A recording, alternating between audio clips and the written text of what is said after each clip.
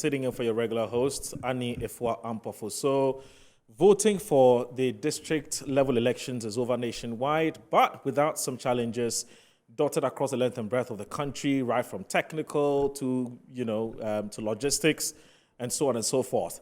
We're going to be reviewing the exercise that took place yesterday and to look at the way forward and to look at how we can make it better going forward. Remember that turnout was still drastically low. The Electoral Commission is worried, NCC is worried, and Kodeo is also worried. We'll be right back.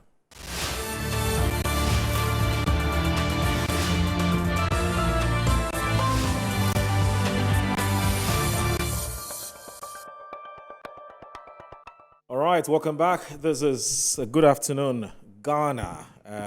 This afternoon we're looking at the just ended district level elections, and it's over. It took place nationwide, but there have been some challenges. Like I said, challenges ranging from technical, in some cases logistical, in some cases had to do with time. It didn't even start on time. Apart from the Eastern and Ashanti region and some parts of Nkranza South and Nkranza North, almost every nook and cranny of this country had the election taking place. But we want to do a post-mortem of it to look at where we fell short and how we can make it better. But we're going to also do it differently. We're not going to be speaking to the typical NDC MPP thing. What we decided to do is we want to pick the minds of the relatively smaller parties because they are also part of the democratic process to pick their thoughts on how they saw the elections and what they also think that we can do to make it better. But before we start the conversation, let's listen to what Ghanaians are saying about what they made of yesterday's elections.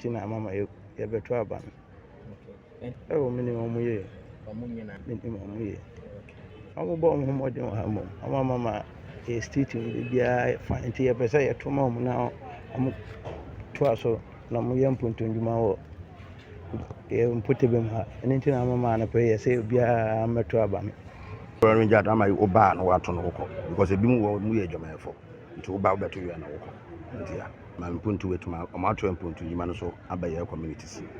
One woman in Yambe, showing me I'm Miss Wonka out and my father when you are so much on.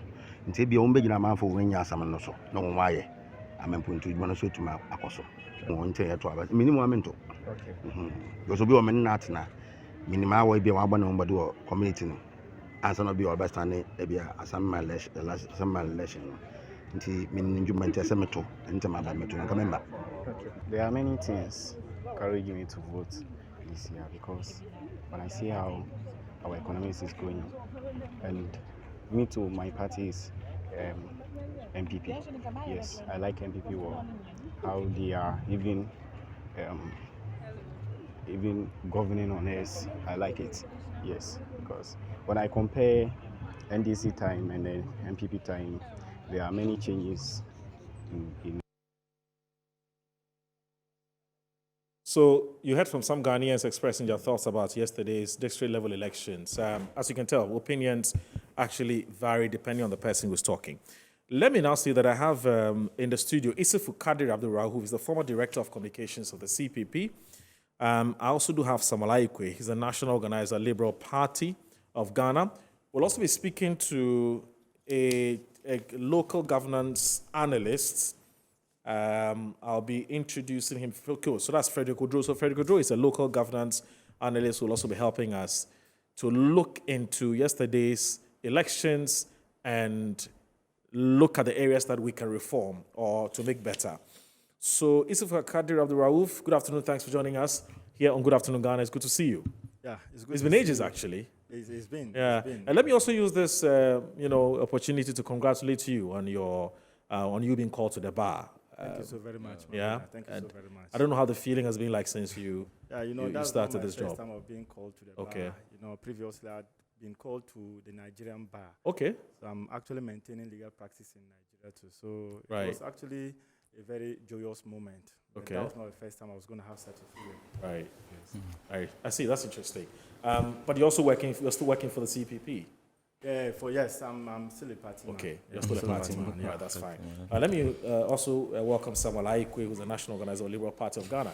It's good to see you, boss. Yeah, sure. And how is it going? We are managing and trying. Do you intend to join the law fraternity? Yes. So Okay. I have to congratulate my brother for Thank you taking so the very lead, much. and Thank you so definitely I'll come and seek some tutorials from you when I also Anytime. start Yeah, my but before you seek that tutorial, you would have to perhaps commission him to be one of the lawyers, so that he has a bigger motivation to teach you or to help you become a lawyer too. Of course. You know. But anyway, so let's start with what happened yesterday. Yesterday, the district level elections took place. There have been some reports. In fact, in certain areas, the elections started very late. I mean, the materials arrived very late. In some areas, 10 o'clock, 11 o'clock, and so on. In some areas, we're told the BVD machines also have challenges, and so on.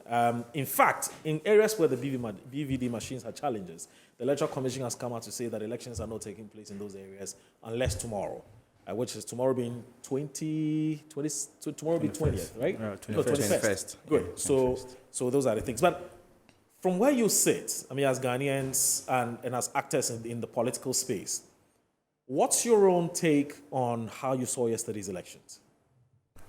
Well, Moru, first of all, I think that I must mention quite very clearly that as a citizen of this country, I was hugely disappointed at the way, events turned out. Okay. My disappointment arises from the fact that the Electoral Commission has had more than 4 years to plan, and to make preparation towards this particular period. Absolutely. You recall the last time that we had district assembly elections was in 2019. So the period 2019 to now, I believe they had more than enough time to plan. So these issues that are now emerging or that appear to now take rounds, I think are absolutely unnecessary. Right. And then I would dare say that it is actually evidence of the fact that the EC is not prepared for this process. And it's quite disappointing. I see. So in your case, you believe that the EC's competence has been called into question as far as district level elections is concerned. Obviously. Because they don't have any excuse. From 2019 to today, organizing this election is not something that should have been a major problem for them. At all. Okay. Let me, could you agree with him? I do. Okay. I do because we are almost to the general elections, and looking at how the preparation is ongoing, it makes some of us believe they are not really ready for the main elections, because taking these assembly elections should be in a form of exercise for them to see some errors or check on their equipment before the main elections. We don't really want to see any disturbances in the country during the main elections. So I think, yes, it has been done already. We cannot go back and turn hands of time, but they should rather check and make sure all corrections will be done before the main election. Because what happened, I agree with my brother, it's not something that we can see anything good. If it's the same process and the same equipment they are going to use for the main election, then there will seriously be a question mark on Speaking their work. about new equipment and technology, we've heard the Electoral Commission say that, for instance, the what's the name of the when you vote? BVs. The BVs? No, when you vote, the ink. The ink, yeah. Yeah. They intend to jettison it. They intend to do away with it and then rely solely on the BVD machines. Yeah. Because the argument is that the BVD machines would essentially do what the ink would do anyway. Because with the BVD machines, according to the Electoral Commission, you cannot vote twice. Once you vote for the first time and you go again, say you want to go and vote, the machine will expose you. And so they want to do it. It's a conversation that has come up. I don't know whether it's going to be tabled before IPAC, but I would like to pick your thoughts on that as well. But let's listen to what the Coalition of Domestic Election Observers have said about this election.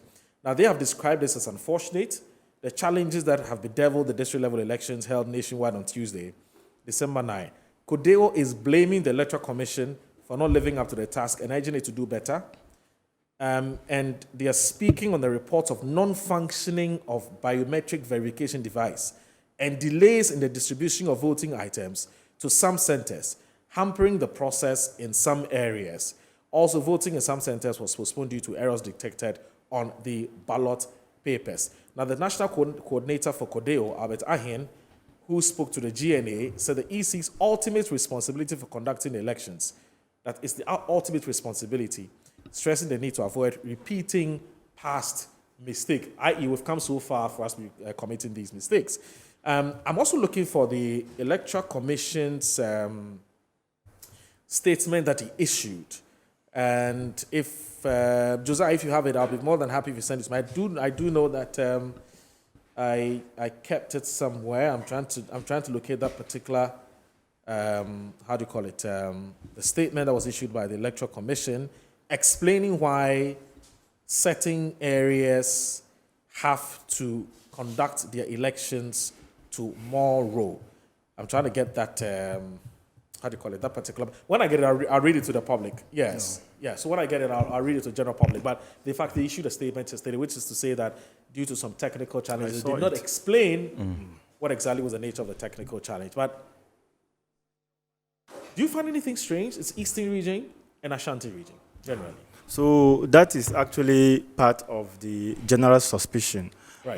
That is actually raging among the Ghanaian populace. Okay. Because of all regions in this country, why Ashanti and Eastern region, which appear to be the, the World Bank of the ruling government. Right. If anything at all, I would have expected that, given the large size of Ashanti region, adequate and sufficient preparation would have been made so that we could avoid these challenges. But Moro, I would also add that when you look at the posturing and gesturing of the current electoral commission and the commissioner, it appears very clearly that it's either she's grossly ineptitude or she basically does not have a basic understanding of what she is doing. Okay. Let me give you an example.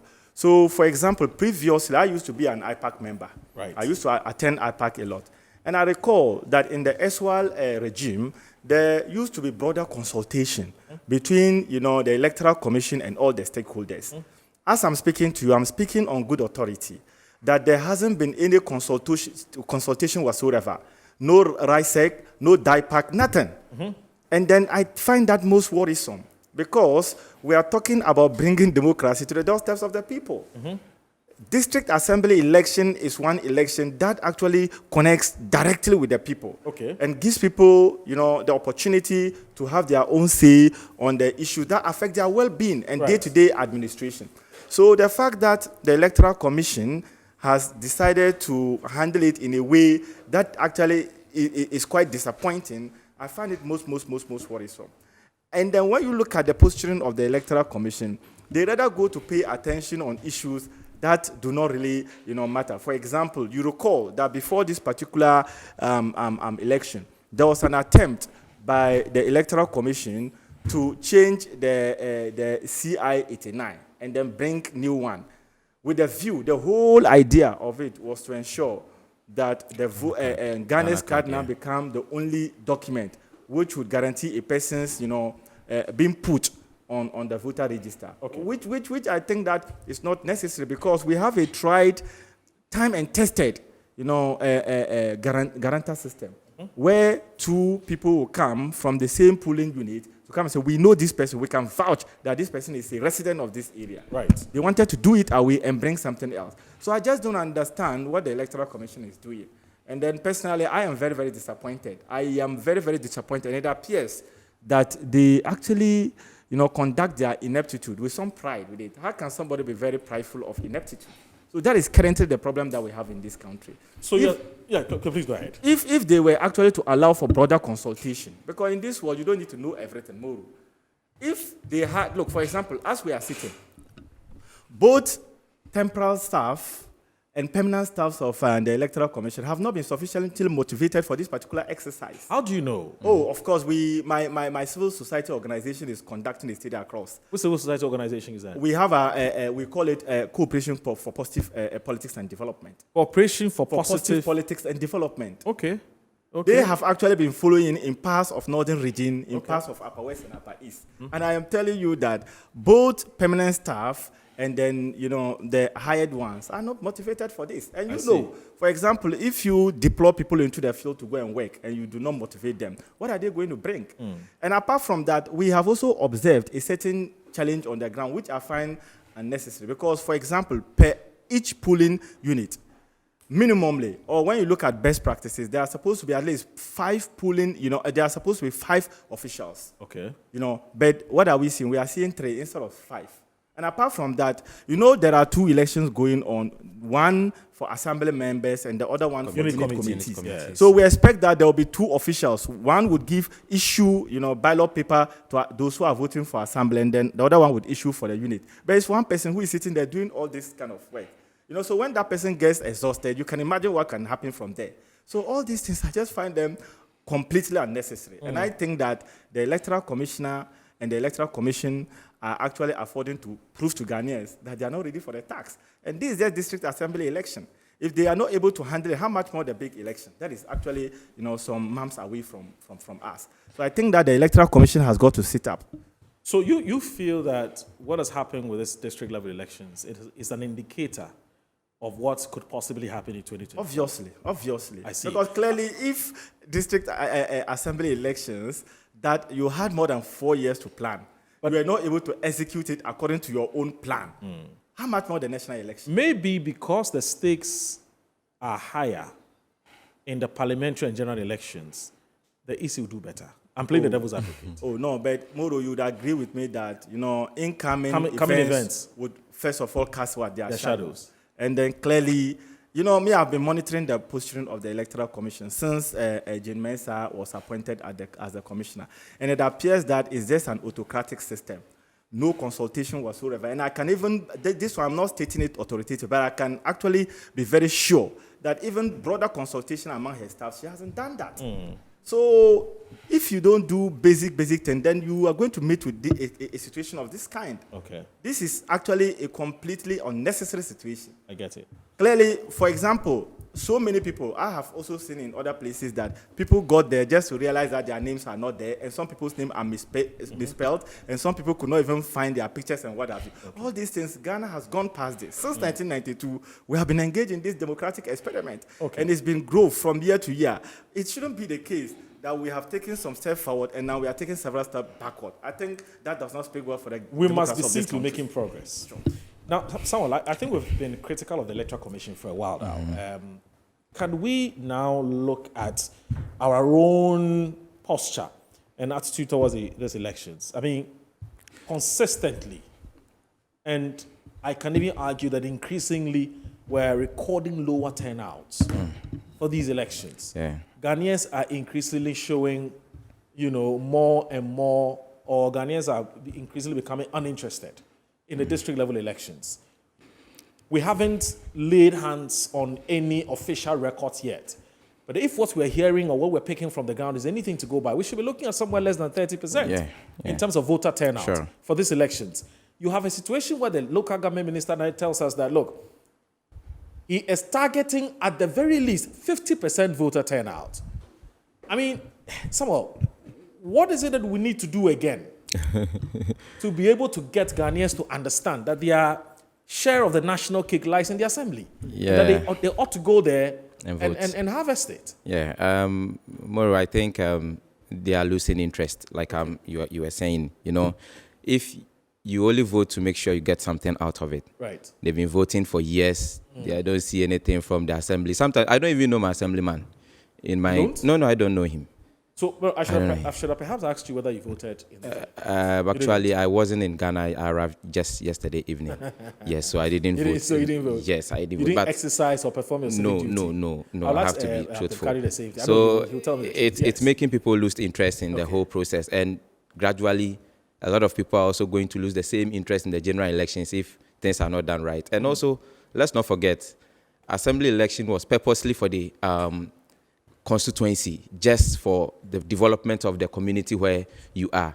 And we have moved from where any ordinary person who is not interested in politics can go and contest for the assembly election to a partisan way of voting. So these days, the political parties even run primaries among themselves before they select one person to go and contest for the assembly election. So imagine an ordinary person who thinks these two political parties or these major political parties or the political parties we have in our country are not performing anything. So I have to just go individually and then vote on my own. Or I can go and also contest for the seat of an assembly member. It's no more in existence. So they see it more to be something politics. And if they are not interested in politics, don't forget all the time when there is a general election, we have a percentage of people who don't vote at all.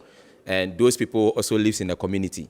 Then those time is supposed to be someone who is going to represent and talk for the people in the community. It has become partisan. So there is no voice again from the people, because imagine whoever won in my constituency is from, or my electoral area is from this particular party, and then there is a burden or a worry of the people. It's going to be difficult for him to channel it to the authorities. He will rather come and defend because he belongs to the party.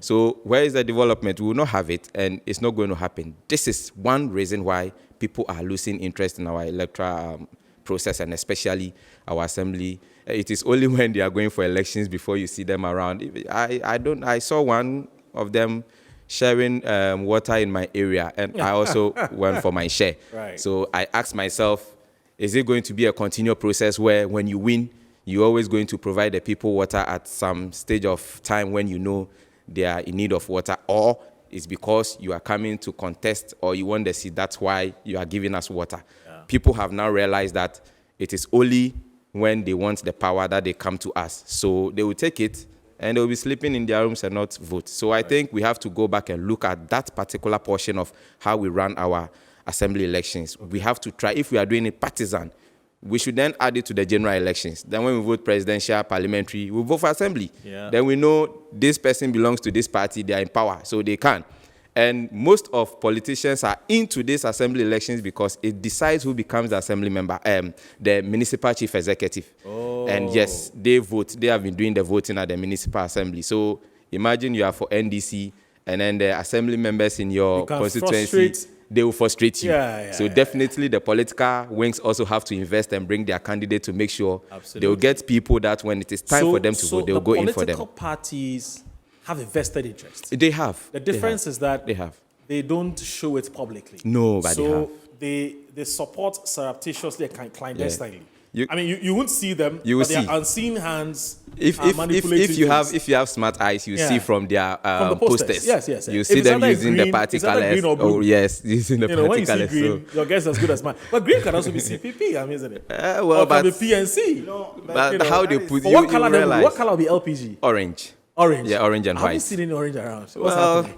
You know, we are there. I mean, when it comes to the assembly, that's where we also push our small wings. But, you know, we were thinking we can groom the people from the assembly to come and be part of us because we need leaders. Yes. But this is a situation, it's just going like the normal main elections where people are pushing money and resources. And you don't have it, so you can't match them. You just have to withdraw and make sure you watch them do what they think. I see. So we should amend it. But it's interesting you've raised a very important issue, which is that, you know, it's not the first time this matter has come up. Oh, of course. It's been with us for a very long time. Yeah. The fundamental question about whether we should make district level elections partisan or not. We should. And you know, there have been various shades of opinion expressed on this matter. There's some who agree, some don't agree. For instance, when I was, I think it was on Monday or so, one guy raised a very interesting point. He said, look, we have made almost all the elections in this country partisan. MPs, presidential.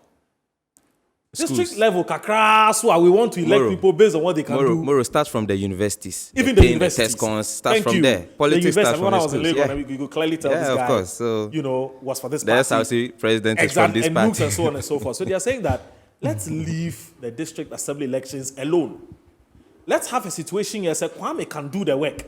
Yeah. Let's give the work to Kwame to do. And not look at which political parties do. In any case, when I wake up, and something is wrong with my community, it's Kwame I'll call, whether or not he's NDC or MPP.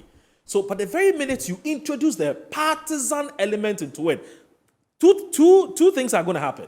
One, Ekia can do the work, but she's neither NDC or MPP, so don't vote for her. No. And a certain of Ofui, that's if that's his name, He belongs to a certain political party, but that political party is very dominant in that particular area. Yeah. So don't vote for him. Yes, then that's what. Do you understand what I'm saying? Yeah, As for here, where this is how we vote.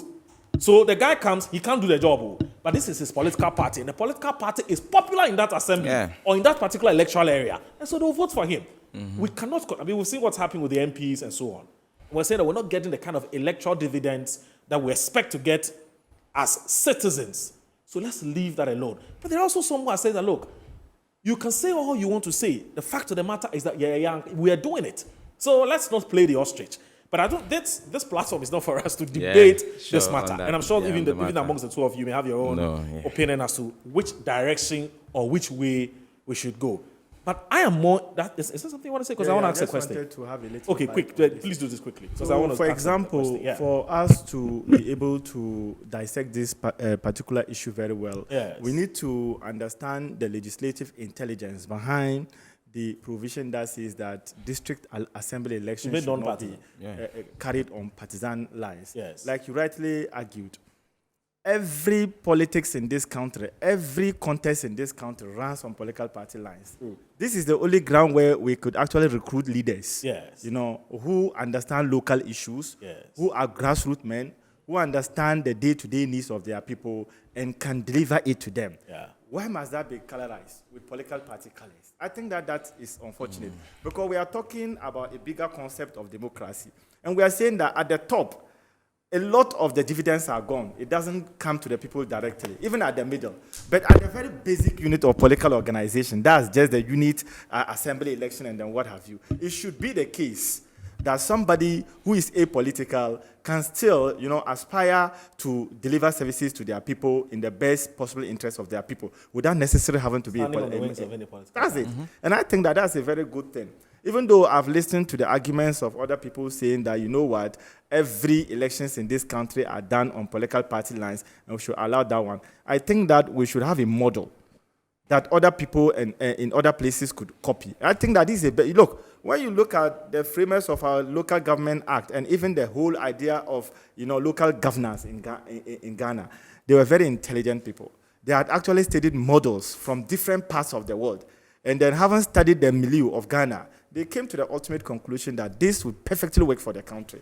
So let us not make mistake in thinking that there is no effective reasoning behind why at that level it should not. There is a serious reason, and the reason is that we should allow people who are not necessarily, partisan politicians to be able to also have a say when it comes to the day-to-day administration of the people. But so then the question arises. How do we get the citizens to show a lot more interest in this electoral or democratic exercise? That's a headache now. It should not be a headache. Why? Why? Because, NCC has actually been clearly and constitutionally given a mandate to make sure that they foster public education, particularly when it comes to civic duties and responsibilities. I believe, without any scintilla of doubt, that if the NCC were adequately equipped, retooled, and positioned, I believe that this, particularly in social media era, where information fly free, almost for free, I believe that they will be able to do it. The problem is that they have operational challenges. The kind of budgetary allocation that should go to them so that they can do their work effectively and efficiently. It's not there, and that's why we are having these problems. But for the budgetary constraints to be resolved, I believe that this will be a thing of the past. It shouldn't be a difficulty at all.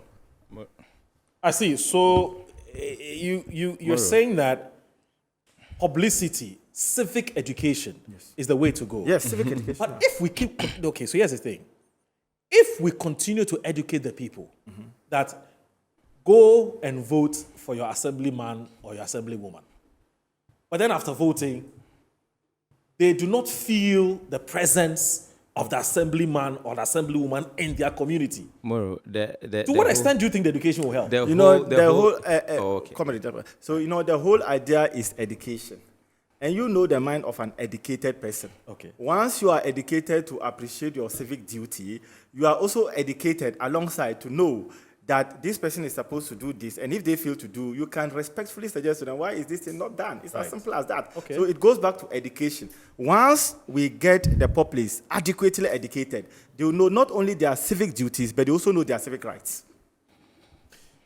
The MP, the MP is able to pay school fees for a lot more. The MPs have a common, so there's district assembly common fund, isn't it? Yeah.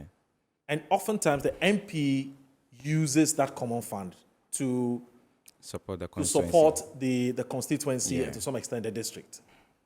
What do the assembly members have? Moro, it's also a challenge because They have nothing. They have nothing. Only their. So they don't even have a salary.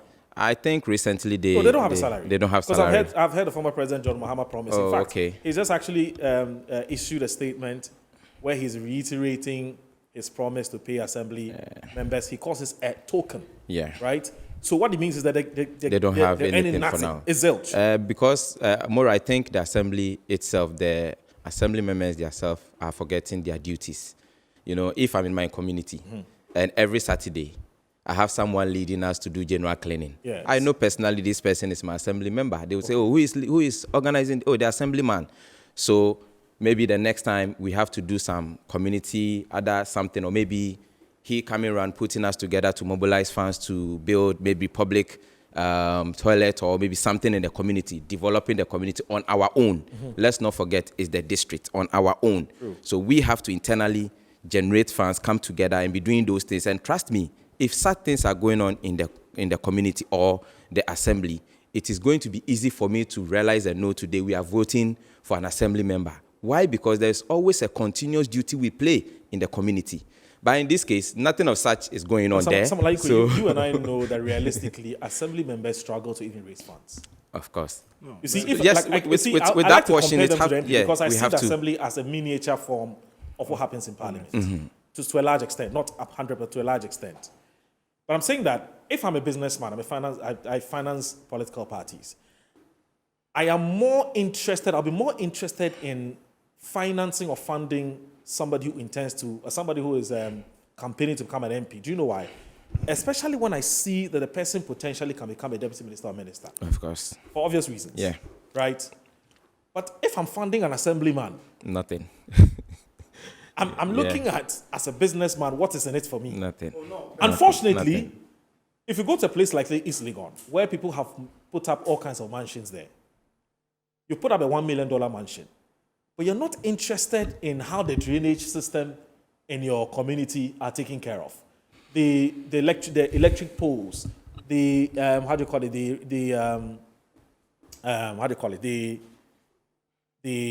rubbish collection, all the things that we expect the assembly people to do, they really don't care. Yeah. My point is, if we perhaps get people of a certain caliber to stand as assemblymen or women, do you think it would make a difference?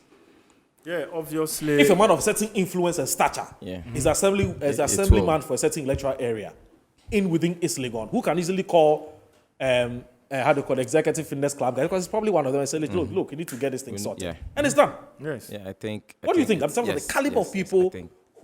because some of the guys who stand for assemblyman, Charlie, well, look, you know. And they don't Because even it's hungry. they don't have support too from Yeah. government or anyone, This so is they hungry. struggle. When Yeah. I'm looking at you, you come to me for 10,000, I don't have money. I think it's right. The issue is that you remember Kwame Nkrumah when he once said that politics is the realization of what is possible. You understand? And politics is a game of negotiation of interests. Yes. You understand? Yes. So your theory that we should get a certain group of a of certain people stature.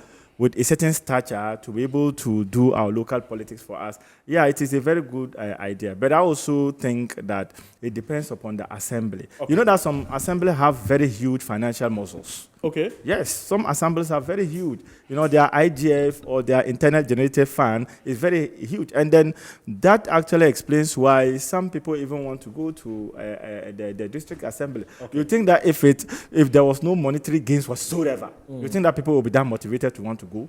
They have their own ways of paying themselves allowance, TNT, and then what have you. But I think that for us to position them to be able to do their work effectively and efficiently, it should be the case that they should actually be remunerated. And this actually, I think, would not be too much to ask for. If they are remunerated, they know that they are on some salary, they have some allowances.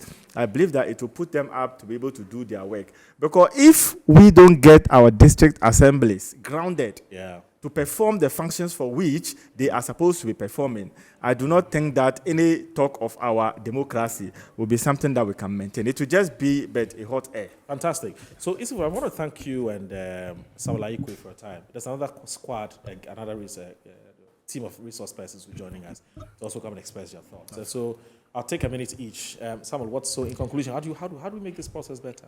We can only make it better when we make sure we deliver based on what we are supposed to do for the people.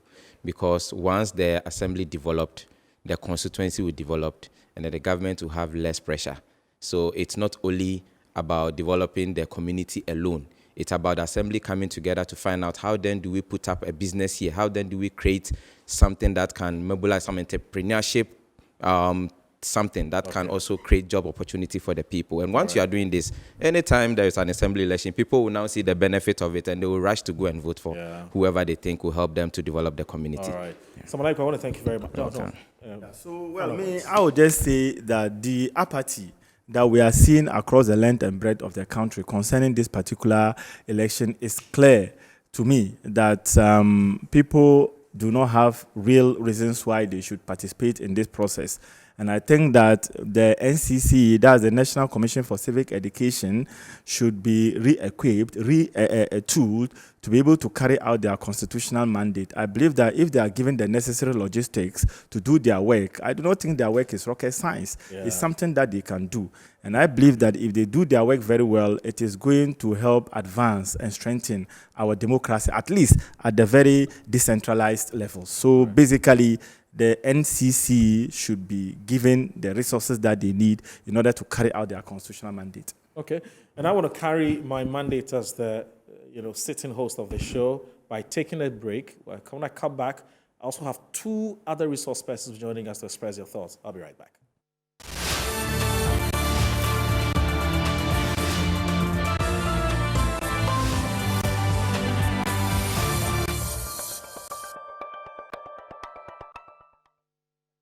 So welcome back. This is Good Afternoon, Ghana. We're having a very, very interesting conversation about Ghana's district level elections. It ended yesterday nationwide. But as usual, turnout was very low. And it's gotten the likes of Kodeo, CDD, and the NCC, and a section of Ghanaians worried that Ghanaians consistently are showing a lack of interest in district assembly. We were trying to explore why this is the case. I mean, series of pieces of articles and research that has gone into the area, but we still want to continue to have this conversation. Earlier, we had Isifu Abdul Kadri of the CPP and also Samuel Ikwe of the Liberal Party. They were with us. Now, we also do have this very minute Ora in Tim Ejaku, who is the founder and leader, People's Liberation Front as PLF, and Kwesi Ekufu, Asa Ewuku, great. He's the interim general secretary of the PLF. So the two, you can call them minor political parties, are here. Good afternoon, sir. Thanks for joining us. So you are. Good afternoon. So Ora, you are Ora in Tim Ejaku. I am you are Ora. Ejaku. Good. Good to see you, sir. Nice to see you. You don't want to. You don't like you be described as a minority party. No, we are not a minority party. You're not a minority party? Not at all. You're a major party? We are a major party. You have branches all over this country? Yes, all the 275 constituencies. You have offices all over? Yes. You have offices and offices? We are now looking at our offices. We have the regional offices. Okay. We're working on the district offices, constituency offices. Yeah. That's what we're But you don't working. even have one MP in parliament. That's what makes you a minority party. Because Yes. we are a new party. Really? But not a minority? Yes. We are a What's new your party. following? How many people would you say the NDC and NPP can easily tell you we have 5 million close at the very least? What do you have? We have a lot of people, a lot of followers but you all don't- across But you the don't have country. any numbers to show. we are not going to put up any numbers at this Okay, time. all right, that's fine. You have millions too, no problem. I give you millions too, millions of followers. All right, so we're concerned about the district level elections. Yes. And, you know, right from 1989 up until 1990, where we recorded about 59%. Increasingly, we've seen, you know, a dwindling of the electoral fortunes as far as the district level elections are concerned. And a bit of different shades of opinion being expressed. I'd like to pick your thoughts why we have low turnout, voter turnout, and what you think we can do. First of all, did you vote? No, I came in while the voting is going on. Okay. So you didn't get to vote. Yeah, I didn't get to vote. But but you wanted to vote? Yes. Okay. Which electoral area? Osu. Akwaje. Akwaje area, electoral area. Okay. Sir, how about you? Yes. Did you vote? No. Why? You're not interested? Oh, you're not interested in voting? Yeah, this type of governance. Okay. Yes, this type of what is going on, this type of Yes. governance, Yes. how relevant is it? I mean, it has to be people-oriented. I mean, there must be a connection to the people. Yes. This is actually like a formality out of the part of the electoral process. Yeah, but abstaining won't solve the problem. If everybody decides to think like you and abstain, then we don't have any elections. You see, the whole problem Anyway. is, let me come in here. Yes. The whole problem is there has been a disconnect Yes. between the people and the electoral processes. True. And the people of Ghana, I would say majority, are disillusioned by the political systems as are in place for the last 32 years. Yes. People have lost hope. Go to the streets everywhere. Yesterday, when I came in, I drove through some places. You see a polling station, people standing there, but no voters. And I asked myself, I remember coming in purposely to vote in 2004. Yes. And there was a long line at Osu Akwaje. Assembly elections. Yes. Really? Yes, there was a long line at Osu Akwaje. And this time, there was nobody. You ask people... He's comparing two scenarios. Yeah, two scenarios, yes. I ask people, why are you not voting? Vote for what? What is in it for me? Right. So, then the question is, our government hasn't treated the district assemblies with due respect and importance. Yeah, but the sitting president says one of the ways in which we can deal with it is to make it partisan. Let's elect our DCEs. Yes. MMDCEs. The system is non-partisan right now, yes. but I can tell you, is the party sponsoring people into the district Yeah, assembly? but not openly. Not openly, Yes. but the people in the community are all aware of what is going on. And that is what is making people not willing to vote. I see. And I can tell you what we're seeing right now is a reflection of 2024 elections. Really? Yes. The level of apathy? Apathy, the level of apathy in the country is astronomical because NDC and NPP have both failed drastically. They Yeah, but the failed. political parties, if you've been watching what's happening on social media, and I'll come to you, the political parties are already saying that we won. The NPP is saying we are 57%, NDC is saying we are 59%. In fact, they're telling you the number, they have more assembly members winning this time around than Before. previous years. So I don't know about what you, anyway, let me also know what do you think? I mean, why do you think Ghanaians just don't care about who is the assemblyman or woman? Beyond the assemblyman, Yes. I'm going to give an example, which I'm sure you've experienced before. Now, when you buy a pen, normally at the shop, they are going to let you know that it writes. True. So he's likely going to take a piece of paper and scribble on it for you. Yes. And then when you are satisfied that it writes, Yes. he gives it to you. Absolutely. Now, it also happens that after you've taken the pen home, it refuses to write, Yes. which must have happened to you before. Yes. So under normal circumstances, you're going to put it into hot water, take a cardboard somewhere, Yes. and then scribble, try to get it writing by scribbling on a hard paper or something like that. Now, if you do that, you shake the pen, you put it there, you do that, and then it still doesn't write. Yes. What do you do to that pen? So you buy product because you wanted to deliver a certain service. Yes, there's a purpose. It's a purpose. Yes. If the service is not being delivered, it's useless. Yes. What's the word? It's useless. Yes. Because you didn't buy the pen because it looks good. It's because You of don't what wanna you keep want it it to at look, home. do Yes, for you. yes. Yes. So anybody who buys a pen, just that simple item, and is not able to write, put it in hot water, scribble on a hard cardboard and so it doesn't write. Anybody, almost everybody in this world, when I put this as an example to the person, calls the pen useless pen. Everywhere. Everywhere. Useless pen. And normally what they do is that they throw the pen away. Now, our political system has literally become useless. Our leadership has become useless. And then when it trickles down to the assembly elections, they don't know, they don't see. I mean, goddamn, it's just somebody who calls himself honorable, and that's the end of it. There's no relevance. So, if we are wise people, we have to look. Development is not just budget and spend. Development also means asking questions about what to do, what's the right thing to do. We need social engineering. Yeah. We need our sociologists to come in and look at, because this is a human reaction to a situation. True. We need sociologists to come in. We have sociologists in our team, right, and we are looking at all these things, holistic development for the whole country. But what you see is the outcome or a feeling in the people that our political system doesn't serve them any good. That's what so until we make the district assembly elections meaningful, yes, to the people, useful, we will or useful to the people, we'll continue to record low turnouts, yes, as we're seeing. Not only the district assemblies. Yes. Until we make our political systems useful to the people, yes, people are not going to be voting. Okay. Now, let's look at Volta region where they had the floods. Yes. And I was telling my brother, my senior brother, Mr. Uku, that I will be surprised to see the votes that came from that area. Yes. Because their infrastructure is destroyed. Mm-hmm. Means of livelihood is destroyed. Mm-hmm. Who is going to waste their time to stand in the queue to say, I am going to vote? Let me do this. I think it would be good, because you said something which I thought was quite interesting, which is that our governments over the years have not taken any particular interest in the district assembly elections to make it more and more exciting and interesting and useful to the people.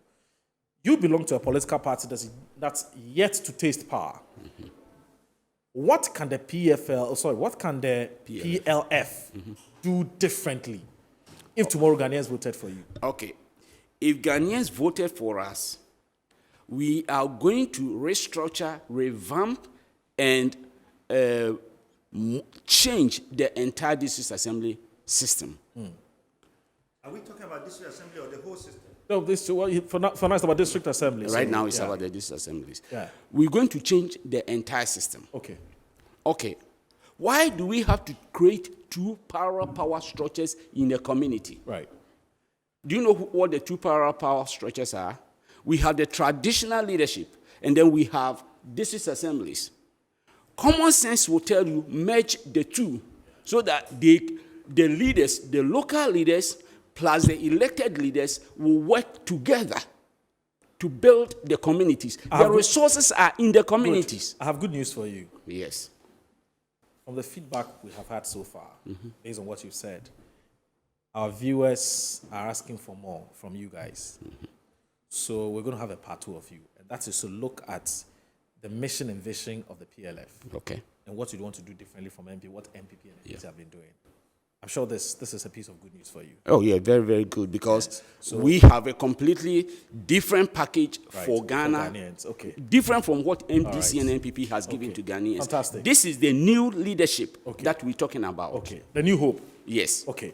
Now, let me just apologize. Now, we had built Frederick Odro, who's a local government analyst, to speak to us, or he was built to speak to us. Unfortunately, we've not been able to reach him, so we sincerely apologize for that. Let me thank all our resource persons who've joined us this afternoon to have this very interesting conversation about local governance. My name is Aldo Moro. I sat in for Annie Ifwa Ampofu for Good Afternoon Ghana today. Hopefully Friday, God willing, inshallah, I'll be right back. Have a good afternoon. Bye-bye.